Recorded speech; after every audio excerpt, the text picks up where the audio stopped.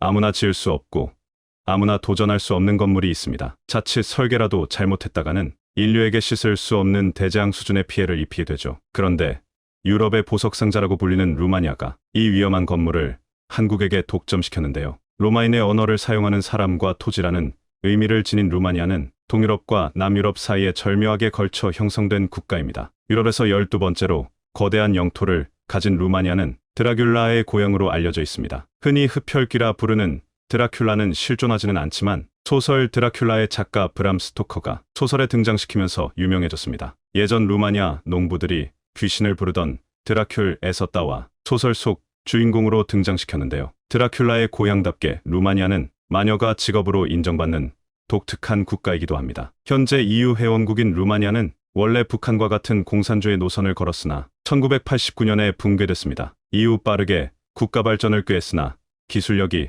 부족한 관계로 빠른 발전을 이루어내지 못했습니다. 특히 산업화의 핵심으로 불리는 전력을 자체 생산할 기반을 갖추지 못해 상당히 많은 전력을 외국으로부터 수입해야 했죠. 원래 루마니아는 에너지의 상당 부분을 러시아에 의존했었습니다. 그런데 세계에서 가장 활발하게 천연가스를 생산 공급하는 러시아가 2007년 루마니아의 EU 가입 이후부터 일방적으로 루마니아를 괴롭히기 시작했죠. 2006년과 2009년 두 차례에 걸쳐 일방적인 천연가스 공급을 중단해버리자 루마니아는 그야말로 혼돈의 도가니에 빠졌습니다. 2배 이상의 비싼 값을 주고도 살 수 없게 됐고 살을 내는 한파까지 닥치면서 나라 곳곳에서 러시아에 대한 분노의 목소리가 높았습니다. 결국 2016년 러시아의 보복을 감수하더라도 러시아산 가스 수입을 중단하자는 여론이 형성되었고 결국 러시아에게 일방적으로 가스 수입을 중단하고 에너지 정책의 다변화를 선언했습니다. 여기에 EU 회원국으로서 EU가 추진 중인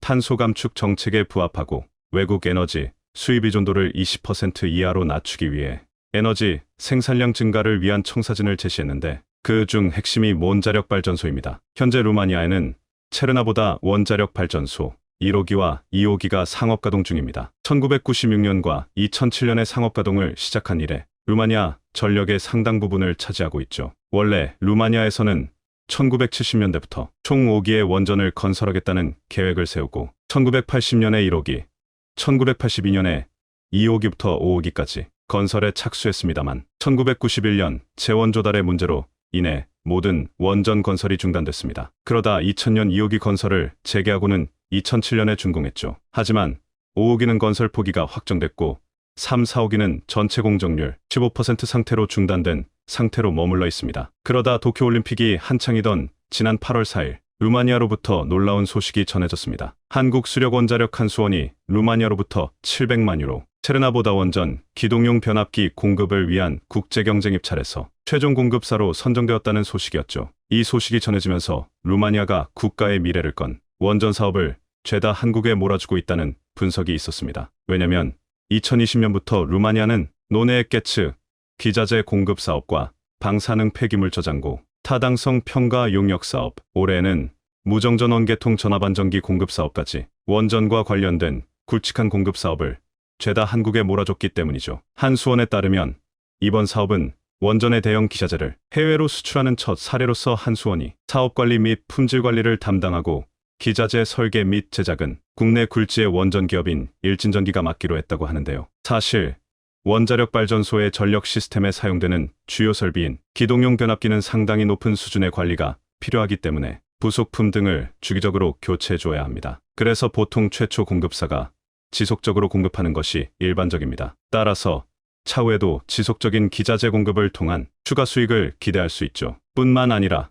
근본 수주로 유럽 가동원전 운영 정비 사업의 주요 공급사로 자리매김하게 됐으며 루마니아가 계획 중인 신규 원전 사업 등 후속 대형 사업의 수주 기반을 확보했다는 것에 큰 의의가 있는데요. 현재 한국은 현 정부 차원에서 탈원전 정책을 고수하고 있기 때문에 한국에서는 새로운 원전을 건설할 수 없습니다. 그래서 그동안 원전 사업으로 사업을 이어오던 한수원은 새로운 먹거리 발굴이 필요했고 해외 건설로 눈을 돌렸었습니다. 그런데 이 원자력 발전소는 상당히 위험한 양날의 검과 같습니다. 아마 누군가에게 인류 역사상 가장 큰 사고 2개를 꼽으라면 아마 많은 분들이 1986년 우크라이나에서 발생한 체르노빌 원전 사고와 2011년 일본에서 발생한 후쿠시마 원전 사고를 꼽지 않을까 하는데요. 과거부터 현재에 이르기까지 셀 수 없이 많은 사건 사고가 있었음에도 이 사고 두 개를 꼽는 이유는 아무래도 그 후유증 때문일 것입니다. 국제원자력기구 IAEA는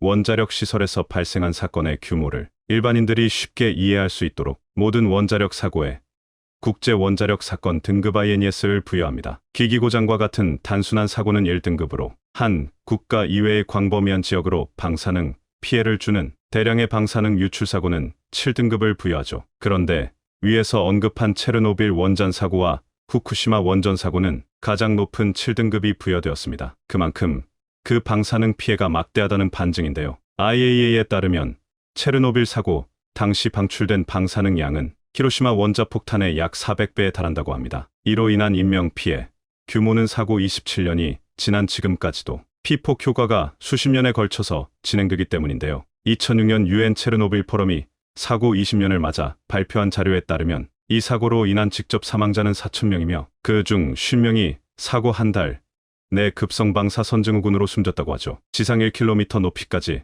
치솟은 낙진이 벨라루스, 러시아, 우크라이나 일대에 떨어졌고 원전에서 3km 떨어진 도시 프리피아티는 모든 주민 5만 명을 강제로 피난시켜 지금까지도 유령 도시로 남아 있습니다. 그리고 2011년에 발생한 동일본대 지진은 지진으로 발생한 거대 쓰나미로 후쿠시마 원자력 발전소를 폭발시켰습니다. 역사상 최악으로 불리는 방사능 유출을 동반했죠. 원전 폭발로 흘러내린 방사능이 그대로 바다로 유입됐고 주변 수백 킬로미터 해역은 죽음의 바다가 됐습니다. 하지만 문제는 발전소 폭발로 해결료가 통제불능의 상태로 노출됐다는 점입니다. 원전의 핵심은 해결료를 수조에 가둔 후 여기에서 발생하는 열을 이용해 수증기를 만들어 터빈을 돌려 전기를 생산합니다. 하지만 이 해결료는 어마어마한 양의 열을 만들어내기 때문에 후쿠시마 원전은 그대로 노출된 상태입니다. 일본 정부는 자칫 해결료 온도가 치솟아 또 다른 방사능 물질을 유출시킬까 염려되어 현재까지도 엄청난 양의 물을 쏟아부어 냉각시키고 있는데요. 문제는 이렇게 쏟아부은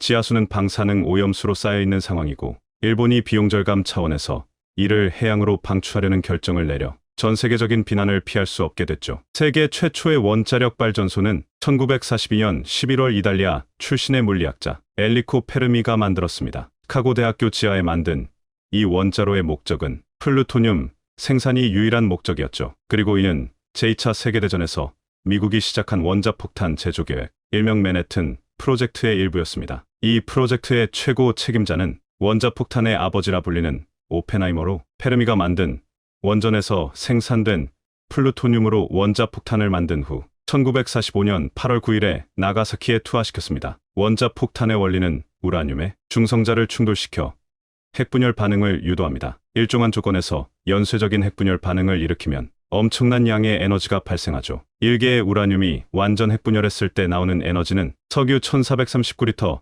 또는 석탄 9톤을 태울 때 나오는 에너지와 동일합니다. 괜히 최고의 전력발전소라 불리는 이유가 있는 것이죠. 페르미로부터 시작된 원자폭탄은 몬자력 발전소로 이어졌고 1973년 1차 오일 쇼크는 전 세계 많은 국가들이 원자력 발전으로 뛰어드는 계기를 마련해 주었습니다. 프랑스, 미국, 일본, 한국 등이 앞장서 원자력 에너지 비중을 높이면서 현재에 이르렀습니다. 선사시대 인류에게 불은 위협인 동시의 도구였습니다. 현재 원자력 발전소는 선사시대에 불과 같습니다. 이를 어떻게 활용하느냐에 따라 도구가 될 수도 위협이 될 수도 있죠. 이를 군사 목적으로 만들면 원자폭탄이 되고 연쇄반응 속도를 조절해 에너지원으로 쓰면 원자력 발전이 됩니다. 그런데 한국은 특히 이 원전 분야에서 세계 최고의 기술력을 보유하고 있습니다. 지난 2021년 1월 아랍에미레이트로부터 새로운 소식이 전해졌습니다. 한국이 수출한 바라카 원자력 발전소 1호기가 출력 상승 시험에서 100%에 도달했다는 소식이었죠. 이는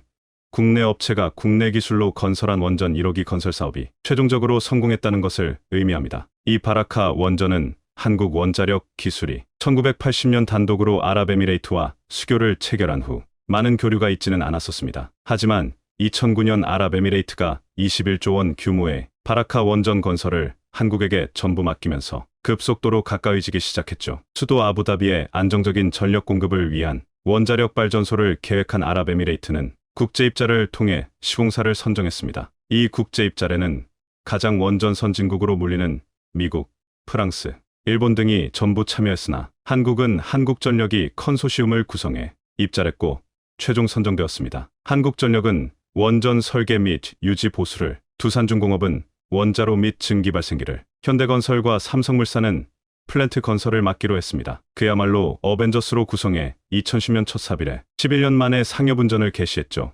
아랍에미레이트에서 수주한 바라카 원전은 국내 신고리 3, 4호기에 적용한 1400메가와트급 대형 원전과 같은 모델입니다. 신고리 3.45기는 한수원이 5년 전 상업운명을 시작한 이래로 안정적으로 운영하고 있으며 이 노하우를 아랍에미레이트에게 전수하게 되는데요. 현 문재인 정부는 지난 2017년 출범과 동시에 신규 원전 건설 완전 백지화를 선포했습니다. 이에 따라 신한물 3, 4호기 등 신규 원전 건설이 중단된 상태죠. 대신 2030년까지 태양광 및 풍력 등 신재생에너지를 전체 발전 비율의 20%까지 확대한다는 계획을 세웠죠. 그러나 원전 사업은 1기 사업비만 수조 원에 이르는 대표적인 고부가 가치 산업입니다. 해외 원전 시장에 진출할 수만 있으면 국내 기업에게는 또 다른 먹거리 사업이 됩니다. 마침 2011년 후쿠시마 원전 사고 이후로 주춤하던 원전 투자도 다시 살아나고 있는데요. 현재 해외 원전 시장은 러시아와 중국이 90% 이상을 차지하고 있습니다만 한국은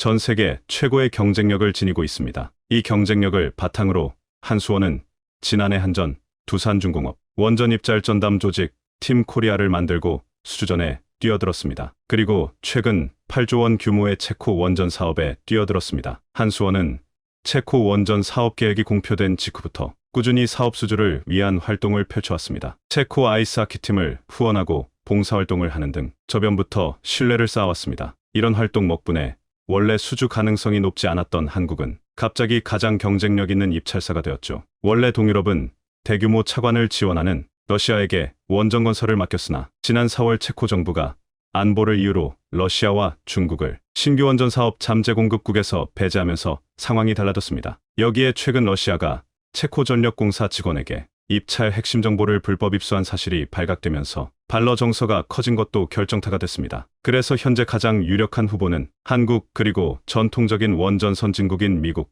프랑스입니다. 가장 강력한 경쟁자였다가 탈락한 러시아를 제외하고도 한국 원전 기술력은 이미 세계 최고 수준입니다. 그리고 한국은 바라카 원전 덕분에 가장 최신의 해외 원전 건설 경험이 있다는 것이 장점이죠. 반면 한국과 경쟁 상대인 미국과 프랑스는 신뢰도가 상당히 떨어진 상황입니다. 실제 프랑스 아레바가 2005년에 수주한 핀란드 원전은 원래 계획보다 10년이나 지연시켰고 미국 역시도 자국 내 건설하기로 한 원전 건설을 5년이나 지연시켰죠. 발주사 입장에서는 준공에 맞추 사업 계획을 짜놓지만 완공 시가 늦어지면 모든 계획이 틀어져 버리기 때문에 완공이 늦어지면 상당한 문제를 야기합니다. 실질적으로 미국과 프랑스 업체는 원전 건설 생태계가 사실상 무너졌기 때문에 더 유리한 상황이라는 것이 업계의 평가입니다. 여기에 한국 원전의 저렴한 가격도 상당한 장점입니다. 체코 공영방송에 따르면 한국은 크우당 건설 비용은 3,717달러로 프랑스의 절반 수준이고 미국의 13 수준에 불과하다고 보도했습니다. 현재 전 세계는 2011년 후쿠시마 원전 사고 이후로 원전 르네상스 시대로 접어들 준비를 하고 있습니다. 미국은 첨단 원전 개발에 1조 6,200억 원을, 영국은 1조 5천억 원을, 프랑스는 6,600억 원이라는 대규모 투자 계획을 밝혔습니다. 한국은 탈원전 시대를 선언한 이상 국내 건설은 꿈도 꿀 수 없게 되자 해외로 눈을 돌렸습니다. 그리고 한국이 독자 개발한 원전 설계가 미국 원자력 규제위원회 NRC로부터 설계 인증을 취득했죠. 이는 미국 이외의 국가에서 개발한 원전 중 세계 최초의 기록입니다. 지구온난화를 막기 위해 상당한 노력을 기울이는 빌 게이츠는 전 지구적인 기후변화 현상에 대처하기 위해서는 원자력 발전도 하나의 도구로 봐야 한다며 원자력 발전을 지지한다고 밝혔습니다. 현재 한국은 끊임없이 능력을 키우면서 현재 발전소 운영 능력 면에서 세계 최고 수준입니다. 이용률 면에서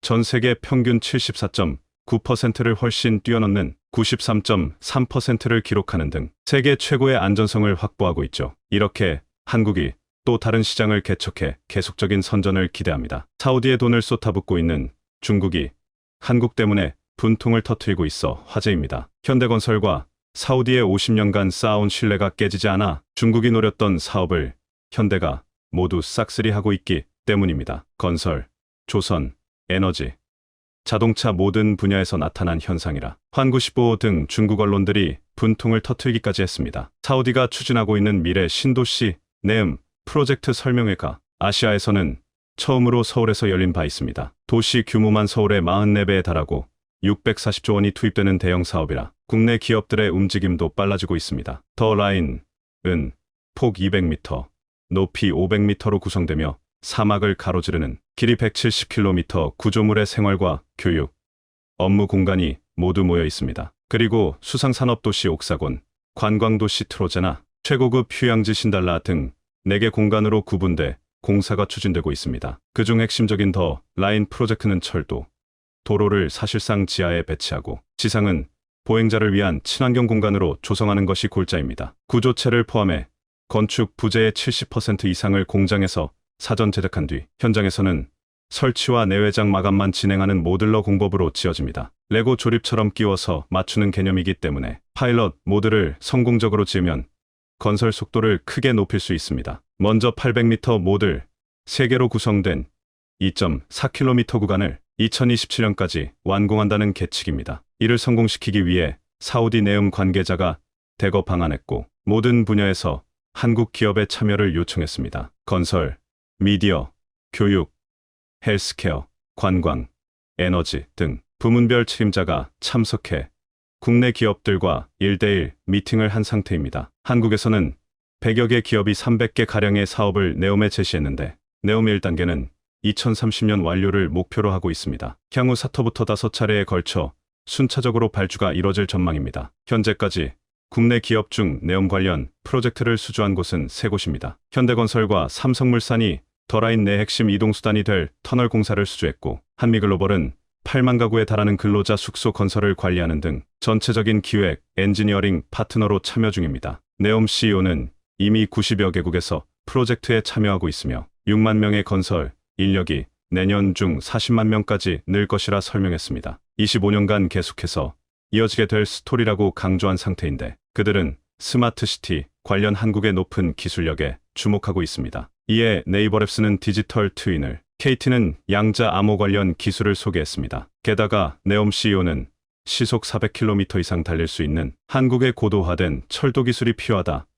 협력을 요청한 상황입니다. 이는 철도용 터널을 한국건설사가 맡았을 때부터 예견됐던 내용입니다. 현대건설은 철도 터널, 현대로템은 수소기관차, 현대글로비스는 스마트 물류 등 사실상 현대차그룹 전체가 네옴시티 프로젝트에 도전장을 내민 상태입니다. 네옴 CEO는 현대차그룹이 모빌리티 기술이 발달해 있고 열차 시스템 기술까지 있어 협력이 기대된다고 말했습니다. 그 밖에도 수소 및 재생에너지, IT 분야에서 한국과 협력 강화를 원해 이를 본 중국이 뒤집어지고 있는 상태입니다. 정부는 하반기 네옴 관련 수주가 더 늘어날 것이라며 국토부 연락관을 네옴에 상주시키는 방안을 추진 중에 있습니다. 한국 기업에 대한 사우디의 발주 움직임도 빨라지고 있습니다. 최근 6조 원대 사우디 아미랄 프로젝트를 수주한 현대건설은 초고압 직류 송전선로 HVDC 공사를 연이어 수주했습니다. 서부 해안의 전력 생산 거점인 얀부 지역에서 네옴 신도시까지 총 605km 구간의 전력망을 확충하는 프로젝트를 맡게 된 것입니다. 현대건설은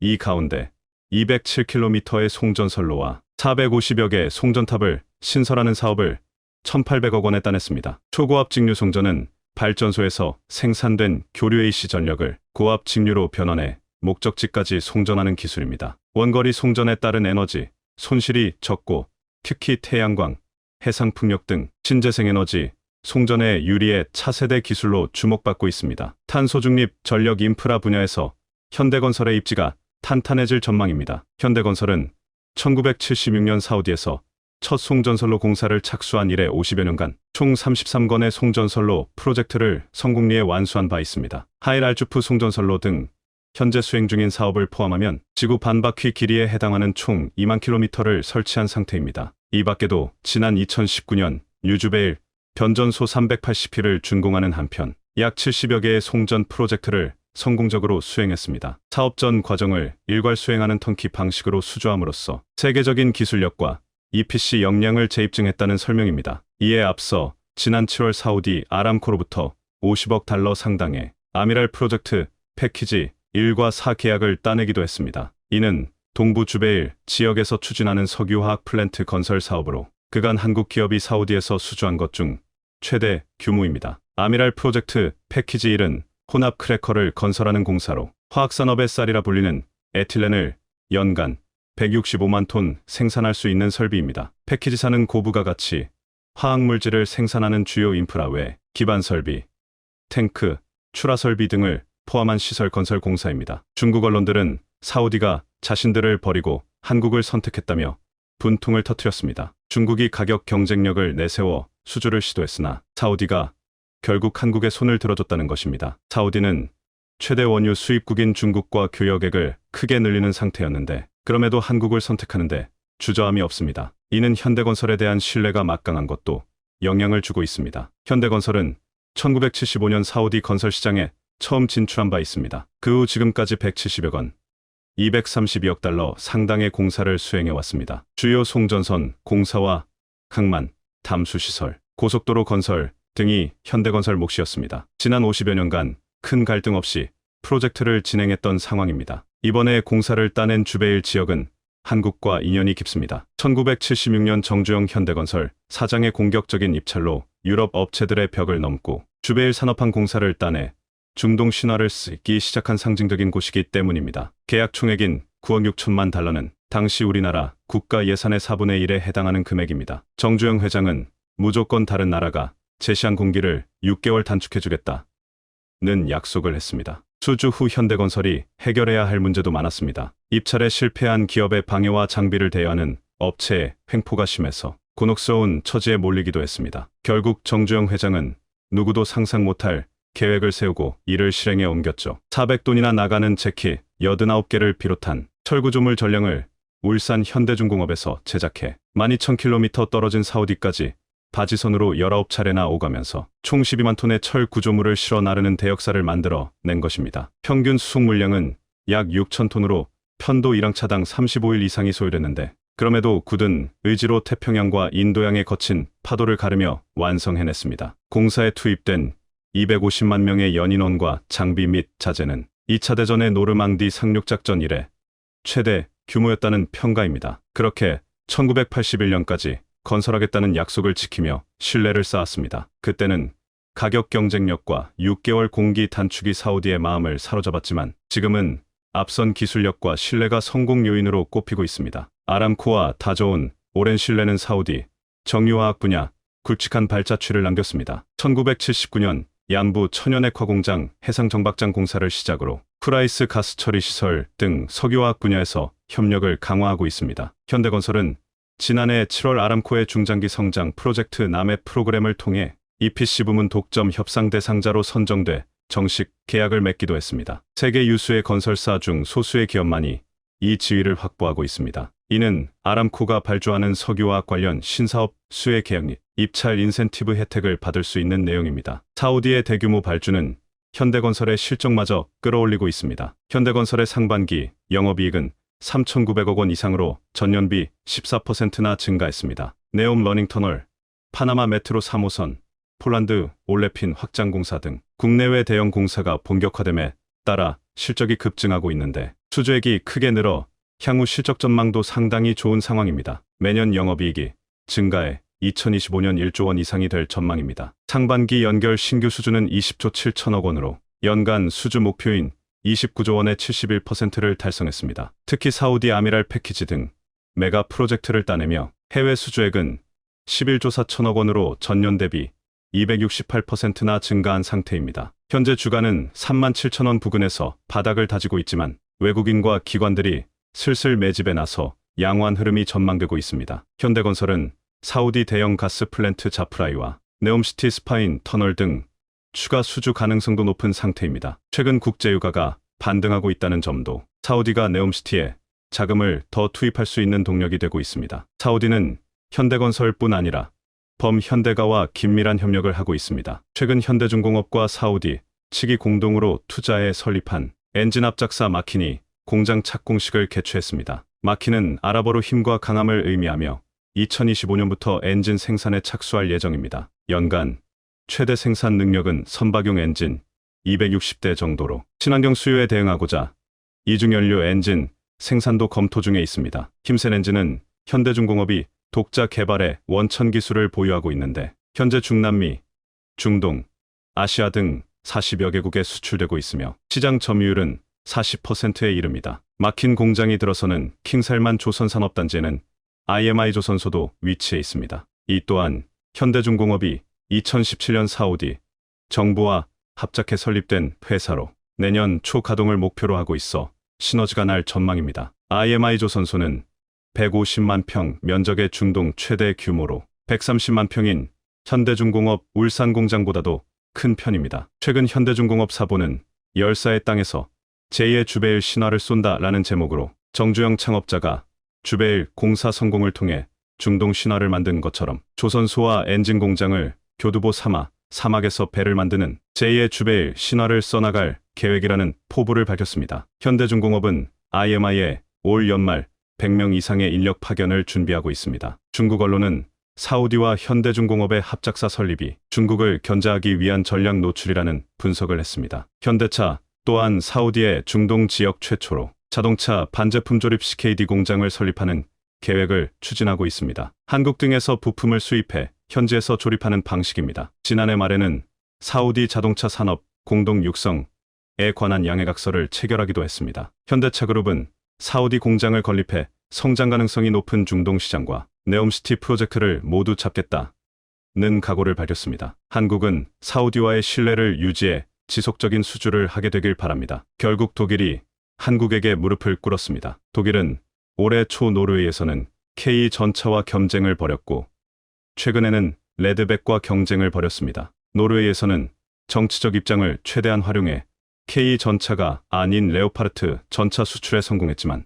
호주에서는 레드백의 벽을 넘지 못했습니다. 그런데 호주의 레드백 수출을 계기로 독일, 방산이 한국에게 완전히 밀릴 것으로 보아하는 상황입니다. 바로 우크라이나를 침공한 러시아가 이상 행동을 보이고 있기 때문인데 최근 우크라이나에 이어 폴란드까지 전선이 확대될 가능성이 제기되고 있습니다. 이에 따라 빠른 배송을 자랑하는 한국산 무기에 대한 수요가 크게 늘었는데 독일이 결국 한국의 무기 수출과 관련한 법을 개정하는 상황이 됐습니다. 이제 한국은 나토와 EU 국가들을 대상으로 하는 무기 수출의 경우 독일과 동등한 수준의 대우를 받게 됐고 자연스럽게 독일의 견제에서 벗어날 것으로 보입니다. 현재 러시아는 우크라이나에 집중된 전선을 나토로 점점 확대하려는 모습을 보이고 있습니다. 우크라 곡물 수출 현정 중단 선언 뒤 우크라의 흑해 곡물 수출항 오데사를 일주일 내내 공격한 러시아가 오데사에서 남서쪽으로 110km가량 떨어진 다뉴브강 하류 항구 마을레니의 곡물 창고를 드론으로 공격했습니다.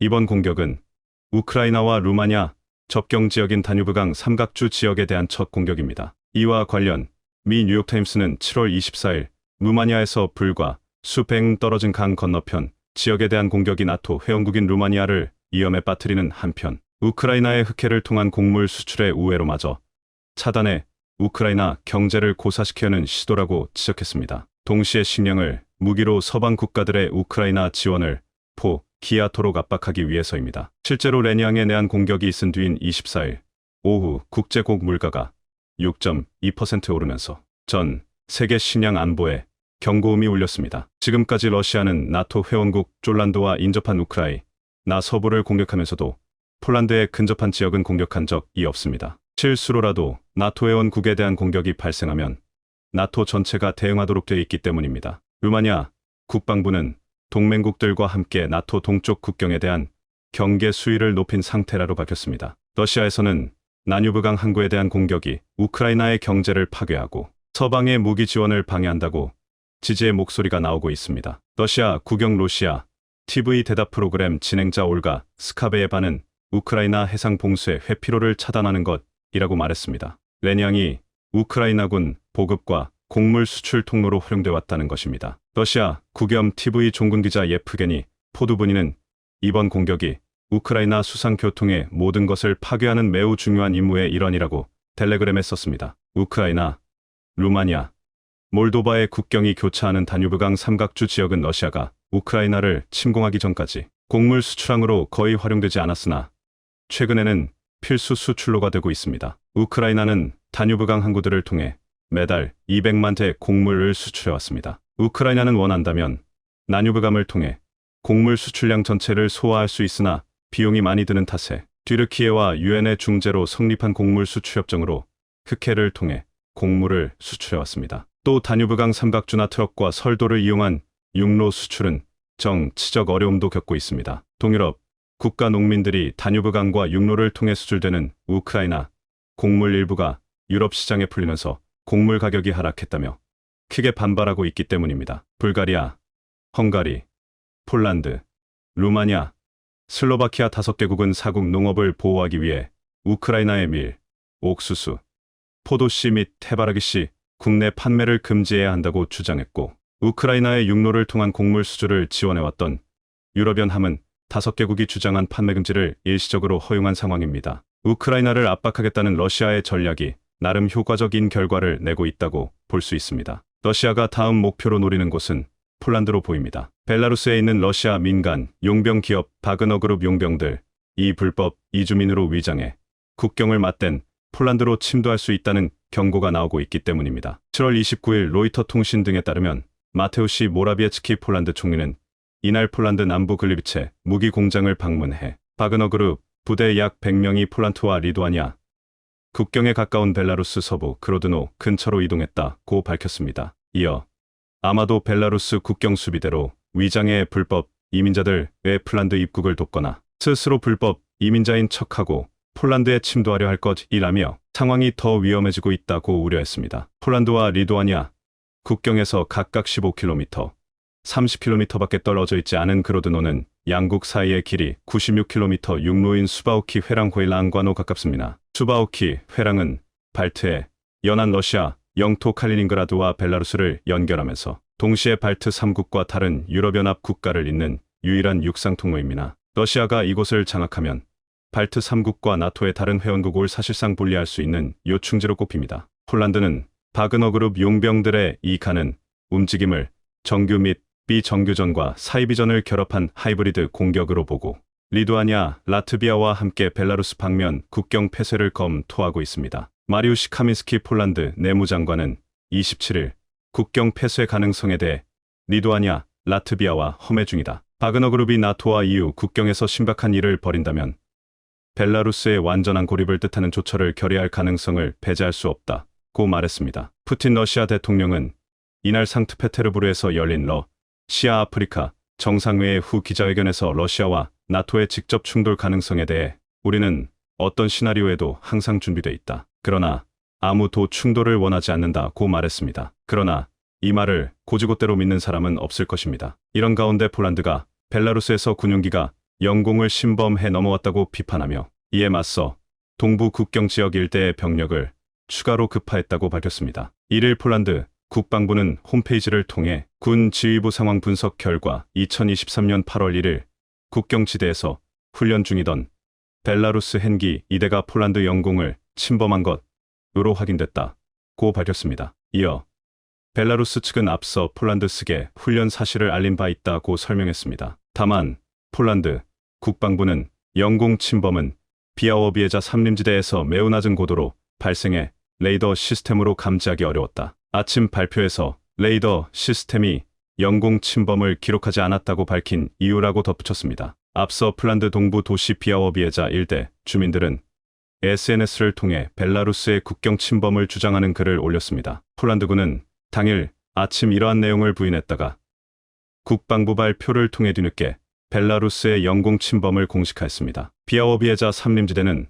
폴란드와 벨라루스 국경지대에 건쳐 있는 유럽 최대이자 최후의 원시림입니다. 벨라루스 헬기가 유럽의 아마존으로 물릴 만큼 물창한 삼림지대에서 낮은 고도로 영공을 침범해 레이더로는 감지하기 어려웠다는 것이 폴란드 국방부 주장입니다. 폴란드 국방부는 사태 이후 쫄란드 국가안보국방위원회 위원장인 마리우시 부와슈차크 부총리 겸 국방장관이 비상회의를 소집하고 국경지대 병력 증강을 지시했다고 밝혔습니다. 부와슈차크 장관은 해당 지역의 전투용 N기를 포함한 추가 병력 및 군사 자원 할당하라고 지시한 것으로 알려졌습니다. 폴란드 국방부는 또 나토의 국경 침범에 대해 보고하고 벨라루스 대리 대사를 초치해 해명을 요구했다고도 전했습니다. 그러면서 추가 도발 가능성이 있으므로 러시아와 벨라루스의 책임 있는 해명을 요구한다고 밝혔습니다. 벨라루스는 폴란드가 병력 증강을 정당화하려 한다며 명공 침범을 즉각 부인했습니다. 벨라루스 국방부는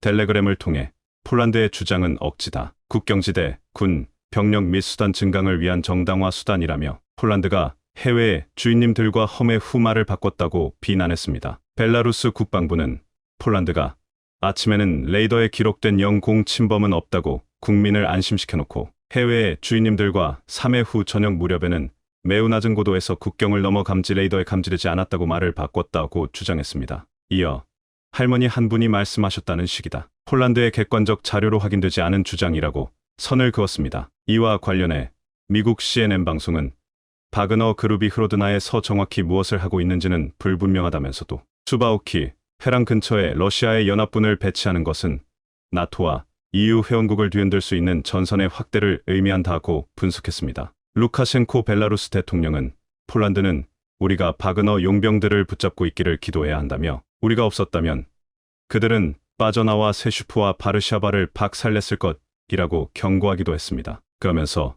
폴란드가 나를 비난해선 안 되고 오히려 고마워해야 한다고 강조했습니다. 세슈프는 우크라이나 국경 인근 폴란드 도시이고 바르샤바는 폴란드의 수도입니다. 루카셴코 대통령은 지난달에도 푸틴 러시아 대통령과의 회담에서 바그너 그룹이 폴란드 진격을 원하고 있다고 언급한 바 있습니다. 러시아의 침공 가능성이 점차 커지자 폴란드와 루마니아는 무기 구입의 속도를 내고 있습니다. 이 과정에서 당연히 한국이 주목받을 수밖에 없는데 유럽연합과 나토 동맹국에 대한 한국의 방산 수출이 한층 더 빨라질 것으로 알려졌습니다. 독일세 방산 부품 수입과 해당 품목을 포함한 K2K9, 레드 100 등 국산 무기체계 수출 시 독일 정부의 수출 승인 전차가 사후 신고만 하면 되는 EU 회원국이나 나토 동맹국 수준으로 내폭 간소화되기 때문입니다. 이일 독일 연방경제기후보호부와 경제수출감독청에 따르면 독일 정부는 내달 1일부터 유럽연합 회원국과 나토 동맹국, 호주,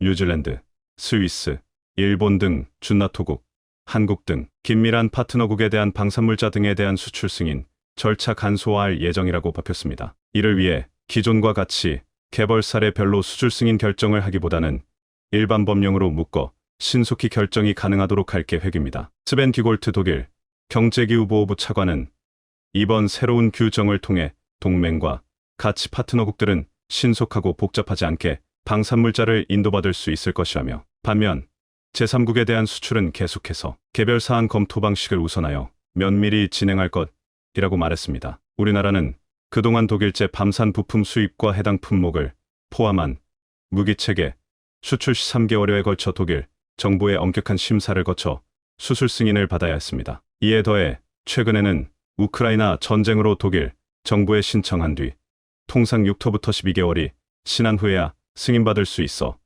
수출이 지연되는 경우가 많았습니다. 하지만 내달부터는 독일 업체가 민감 품목이 아닌 특정 방산 이중용도 물자를 한국으로 수출할 경우 별도의 개별 승인 절차 없이 수출 후 신고하는 방식으로 절차가 대폭 간소화됩니다. EU나 나토국, 준나토국에 적용되는 기준을 똑같이 적용받게 되는 것입니다. 지금까지 독일은 무기 수출을 위해 한국을 견제하는 모습을 보여왔는데 전황이 나아지지 않자 결국 견제를 포기한 것입니다. 인도에 몇 년이 걸릴지 모르는 독일산 무기를 기다리는 것보다 세계에서 가장 빠르게 생산이 가능한 한국 무기를 인도받아 나토 국가들에게 공급하는 것이 더 중요하다는 판단을 내린 상황입니다. 현재 폴란드에는 K 전차와 K9 자주포를 비롯해 많은 한국 무기들이 속속 배달되고 있고 이는 러시아의 도발을 막는 억지력으로 작용하고 있습니다. 이미 한국산 무기가 도착하기 시작한 현재 시점에서 러시아의 공격은 실패로 돌아갈 확률이 높은데 우크라이나를 참공할 때처럼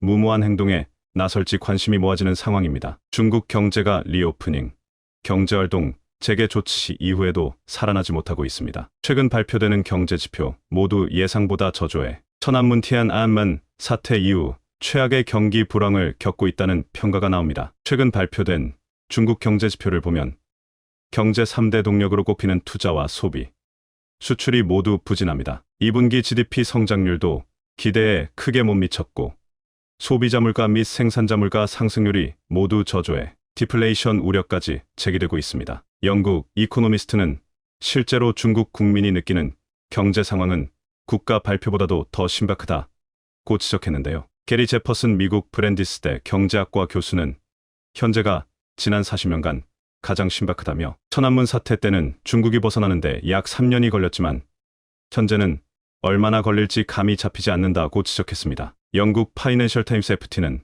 일본은 기업과 가계가 모두 부채 상환에만 집중하다 경제 성장이 하향 곡선을 그리는 잃어버린 30년을 만들었다며 올해 중국 상황이 1980년대 부동산 거품이 터진 후의 일본 상황과 비슷할 수 있다고 경고했습니다. 그런데 특히 중국 경제의 4분의 1을 차지하는 부동산 산업에 최근 충격적인 대형 폭탄이 터지며 중국 당국에서도 손을 못 쓸 최악의 지경까지 왔다는 소식이 전해서 주목되고 있습니다. 과연 어떤 내용인지 자세히 알아보겠습니다. 앞서 2020년 8월부터 시작된 부동산 개발업체에 대한 중국 정부의 고강도 대출 규제로 촉발된 헝다그룹의 파산 사태가 있었습니다. 헝다그룹은 중국 최대 규모의 부동산 건설사 헝다부동산을 주축으로 하는 기업 집단입니다. 2020년까지는 중국 건설사 중 자산 규모 1위를 자랑했지만 이제는 거의 회생불능 상태로 남아있는 상황입니다. 헝다의 창업자이자 회장인 쉬자인이란 인물은 대표적인 중국 부동산 재벌로 중국의 국회라 할 수 있는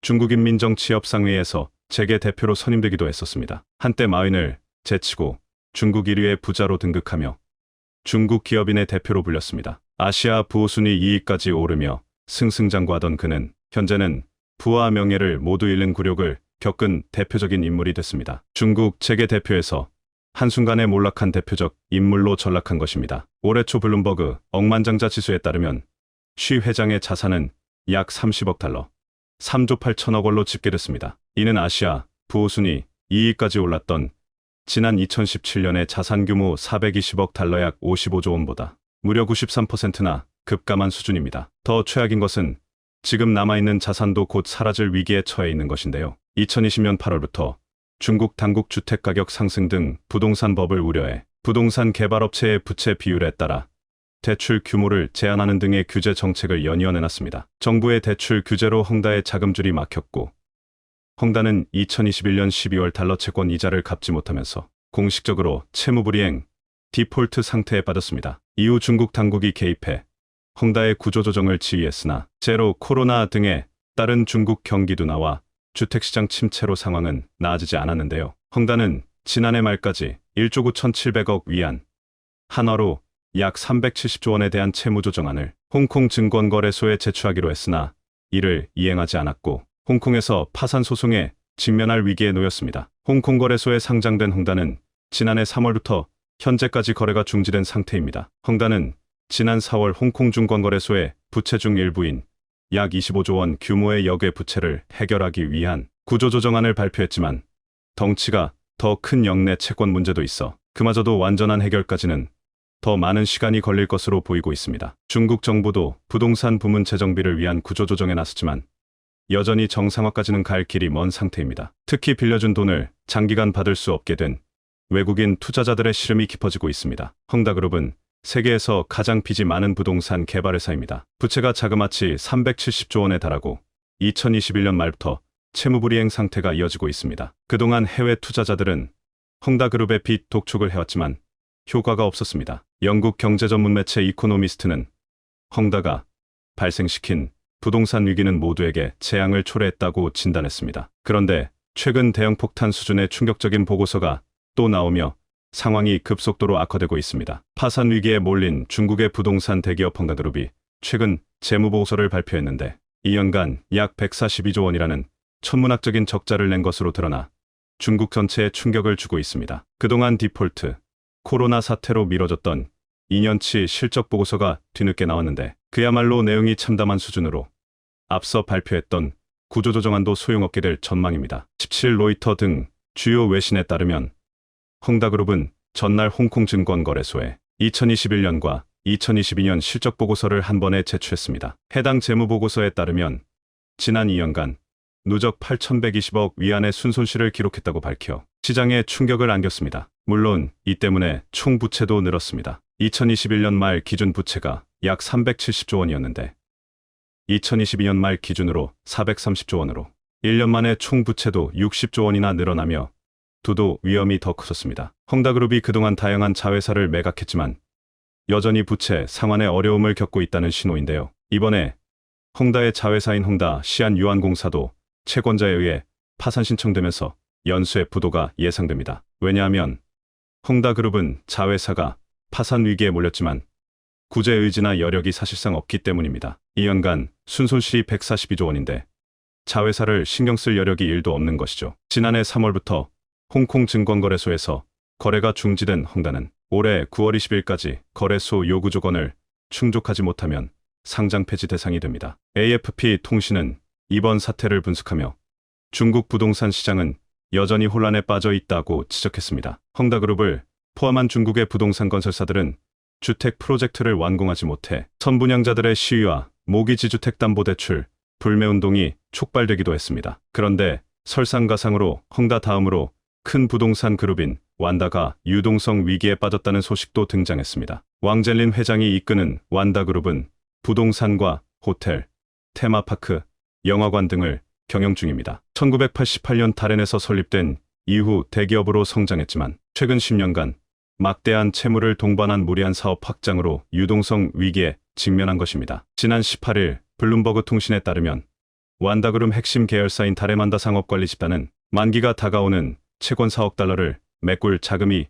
부족한 상태라고 밝혔습니다. 완다는 대안을 검토 중이라고 했지만 해결할 수 있을지는 미지수입니다. 디폴트 가능성이 제기된 채권은 전날 23.4%, 이날 8%씩 급락했습니다. 채권이 이 정도로 급락하기는 쉽지 않은데요. 또 완다의 유동성 부족을 이유로 장기채 신용등급을 BB에서 B로 하향 조정했습니다. 신용등급이 BB보다 밑으로 내려올 경우 해외나 기관 투자자들이 자금을 투입할 수 없습니다. 또 이번 달러 채권은 원금 상환을 연기할 수 있는 유예기간이 없기 때문에 제때 갚지 않으면 디폴트에 빠지는 게 불가피합니다. 완다그룹은 최근 중국의 부동산 경기 둔화 속에 그나마 살아남은 회사였는데 이번에 디폴트에 빠지면 중국 부동산 전반에 미치는 파장이 매우 클 것으로 보입니다. 이와 같이 헝다를 시작으로 완다 등 다른 대형 부동산 기업들도 위기론이 물거지고 있습니다. 루이안그룹의 부동산 개발 계열사인 루이안 부동산 역시 채권 상환 지연 가능성이